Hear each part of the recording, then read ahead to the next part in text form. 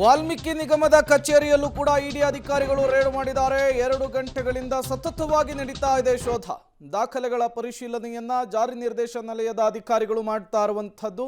ಒಂದು ಕಡೆ ದದ್ದಲ್, ಮತ್ತೊಂದು ಕಡೆ ಈ ಅಕ್ರಮದಲ್ಲಿ ಯಾರ್ಯಾರು ಭಾಗಿಯಾಗಿದ್ದಾರೆ ಅವರ ನಿವಾಸಗಳನ್ನು ಟಾರ್ಗೆಟ್ ಮಾಡಿ, ಜೊತೆಗೆ ಎಲ್ಲಿ ಹಗರಣ ಆಗಿತ್ತು ವಾಲ್ಮೀಕಿ ನಿಗಮದ ಕಚೇರಿ ಏನಿತ್ತು ಅಲ್ಲೂ ಕೂಡ ಇಡಿ ಅಧಿಕಾರಿಗಳ ತಂಡ ಭೇಟಿ ಕೊಟ್ಟು ರೇಡನ್ನು ಮಾಡಿರುವಂಥದ್ದು. ಅಲ್ಲೂ ಕೂಡ ಕಡತಗಳ ಶೋಧವನ್ನು ಮಾಡ್ತಾ ಇರುವಂಥದ್ದು.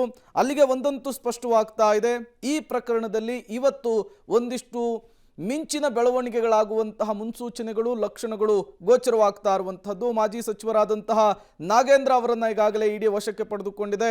ದದ್ದಲ್ ಅವರನ್ನು ಕೂಡ ಕೆಲವೇ ಕ್ಷಣಗಳಲ್ಲಿ ವಶಕ್ಕೆ ಪಡೆದುಕೊಳ್ಳುವ, ವಿಚಾರಣೆಗೆ ಒಳಪಡಿಸುವಂತಹ ಸಾಧ್ಯತೆ ಇದೆ. ಅವರ ಬಂಧನ ಏನಾದರೂ ಆಗುತ್ತಾ ಅನ್ನುವಂತಹ ಪ್ರಶ್ನೆ ಕೂಡ ಮುನ್ನೆಲೆಗೆ ಬರ್ತಾ ಇದೆ. ಮತ್ತಷ್ಟು ಡೀಟೇಲ್ಸ್ ಅನ್ನು ಕೊಡ್ತಾರೆ ನಮ್ಮ ಪ್ರತಿನಿಧಿ ಮಾದೇಶ್, ನೇರ ಸಂಪರ್ಕದಲ್ಲಿ ಜಾಯಿನ್ ಆಗಿದ್ದಾರೆ. ಮಾದೇಶ್, ಇವತ್ತು 18 ಕಡೆಗಳಲ್ಲಿ ವಾಲ್ಮೀಕಿ ನಿಗಮದಲ್ಲಾದಂತಹ ಅಕ್ರಮದ ವಿಚಾರಕ್ಕೆ ಸಂಬಂಧಪಟ್ಟಂತೆ ಇಡಿ ಅಧಿಕಾರಿಗಳು ರೇಡ್ ಮಾಡಿದ್ರು. ದದ್ದಲ್ ನಿವಾಸ ಜೊತೆಗೆ ನಾಗೇಂದ್ರ ಅವರ ನಿವಾಸದಲ್ಲೂ ಕೂಡ ರೇಡ್ ಆಗಿದೆ, ಜೊತೆಗೆ ವಾಲ್ಮೀಕಿ ನಿಗಮದ ಕಚೇರಿಯಲ್ಲೂ ಕೂಡ ರೇಡ್ ಆಗಿದೆ ಅನ್ನುವಂತಹ ಮಾಹಿತಿ. ಏನೆಲ್ಲ ಬೆಳವಣಿಗೆಗಳಾಗ್ತಾ ಇದೆ ಅಲ್ಲಿ ಅಂತ?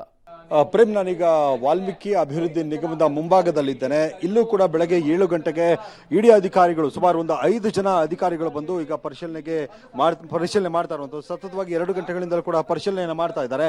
ಏನು ಈಗ ಇನೋವಾ ಕಾರ್ ಕಾಣ್ತಾ ಇದೆ, ಈ ಇನೋವಾ ಕಾರ್ನಲ್ಲಿ ಇಡಿ ಅಧಿಕಾರಿಗಳು ಬಂದು ಈಗ ಪರಿಶೀಲನೆಯಲ್ಲಿ ತೊಡ್ಕೊಂಡಿರುವಂಥದ್ದು. 187 ಕೋಟಿಗೆ ಸಂಬಂಧಪಟ್ಟಂತೆ, ಅಂದ್ರೆ ಅಕ್ರಮ ವರ್ಗಾವಣೆ ಏನಿದೆ ಅದಕ್ಕೆ ಸಂಬಂಧಪಟ್ಟಂತೆ ಹಲವು ದಾಖಲೆಗಳ ಪರಿಶೀಲನೆಗಾಗಿ ಈಗ ಇಡಿ ಅಧಿಕಾರಿಗಳು ನಿಗಮಕ್ಕೆ ಬಂದಿದ್ದಾರೆ. ನಿಗಮದಲ್ಲಿ ಈಗ ಅಧಿಕಾರಿಗಳು ಪರಿಶೀಲನೆ ಮಾಡ್ತಿದ್ದಾರೆ. ಜೊತೆಗೆ ಈಗ ಅಂದ್ರೆ ಈಗ ಟೈಮ್ ಆಗ್ತಿದೆ, ಅಂದ್ರೆ ಆಫೀಸ್ ಟೈಮ್ ಆಗ್ತಾ ಇರುವಂತಹ ಹಿನ್ನೆಲೆಯಲ್ಲಿ ಅಧಿಕಾರಿಗಳೆಲ್ಲರೂ ಕೂಡ ಕೆಲಸಗಳಿಗೆ ಆಗಮಿಸ್ತಾ ಇದ್ದಾರೆ. ಅವರೆಲ್ಲರೂ ಕೂಡ ಒಳ ಹೋಗ್ತಾ ಇರುವಂತದ್ದು. ಯಾರನ್ನು ಕೂಡ ಇವರು ತಡೀತಾ ಇಲ್ಲ, ಎಲ್ಲರನ್ನು ಕೂಡ ಒಳಗೆ ಕಳಿಸಿ ಅನ್ನುವಂಥ ಮಾತನ್ನು ಕೂಡ ಇಡಿ ಅಧಿಕಾರಿಗಳು ಹೇಳಿರುವಂಥದ್ದು ಸೆಕ್ಯೂರಿಟಿಗೆ.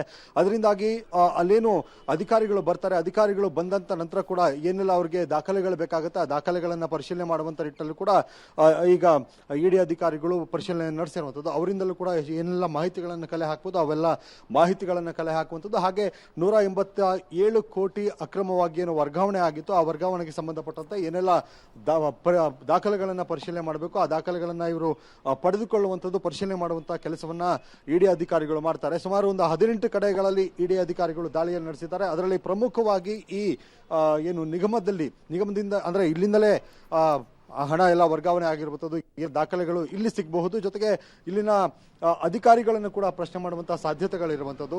ಒಟ್ಟಾರೆ ಸತತವಾಗಿ 2 ಗಂಟೆಗಳಿಂದಲೂ ಕೂಡ ಪರಿಶೀಲನೆ ನಡೆಸ್ತಾ ಇದ್ದಾರೆ. ಈಗ 10 ಗಂಟೆಯ ನಂತರ ಏನು ಅಧಿಕಾರಿಗಳೆಲ್ಲರೂ ಕೂಡ ಆಫೀಸ್ ಟೈಮ್ ಅನ್ನುವಂಥ ಹಿನ್ನೆಲೆಯಲ್ಲಿ ಎಲ್ಲರೂ ಕೂಡ ಬರ್ತಾರೆ. ಆ ಟೈಮಲ್ಲೂ ಕೂಡ ಸಾಕಷ್ಟು ಪರಿಶೀಲನೆಯನ್ನು ಮಾಡುವಂಥದ್ದು. ಜೊತೆಗೆ ಏನೆಲ್ಲ ದಾಖಲೆಗಳನ್ನ ವಶಪಡಿಸಿಕೊಳ್ಬಹುದು ಅವೆಲ್ಲವನ್ನು ಕೂಡ ವಶಪಡಿಸಿಕೊಳ್ಳುವಂತ ಕೆಲಸವನ್ನ ಮಾಡ್ತಾರೆ. ಯಾಕಂದ್ರೆ ಇಲ್ಲಿ ಇದ್ದಂತ ಬ್ಯಾಂಕ್ ಅಕೌಂಟ್ ಹೇಗೆ ಅದು ಬೇರೆ ಕಡೆಗೆ ಟ್ರಾನ್ಸ್ಫರ್ ಆಯಿತು ಅನ್ನುವಂಥದ್ದು, ಬೇರೆ ಬೇರೆ ಕಡೆಗಳಲ್ಲಿ ಹೇಗೆ ಆ ಅಕೌಂಟ್ಗಳನ್ನ ತೆರೆದ್ರು ಅನ್ನುವಂಥದ್ದು, 187 ಕೋಟಿಗೆ ಸಂಬಂಧಪಟ್ಟಂತೆ ಏನು ಅಕ್ರಮ ವರ್ಗಾವಣೆ ಇದೆ ಅದಕ್ಕೆ ಸಂಬಂಧಪಟ್ಟಂತೆ ಕೂಡ ದಾಖಲೆಗಳನ್ನ ಪರಿಶೀಲನೆ ಮಾಡುವಂತ ಸಾಧ್ಯತೆ ಹೆಚ್ಚಾಗಿರುವಂತ. ಸುಮಾರು ಇನ್ನು ಮಧ್ಯಾಹ್ನದವರೆಗೂ ಕೂಡ ಈ ಪರಿಶೀಲನೆ ಅವಧಿ ಹೋಗುವಂತ ಸಾಧ್ಯತೆ ಇರುವಂತದ್ದು. ಥ್ಯಾಂಕ್ ಯು ಮದೇಶ್, ತಮ್ಮ ಎಲ್ಲ ಮಾಹಿತಿಗಾಗಿ.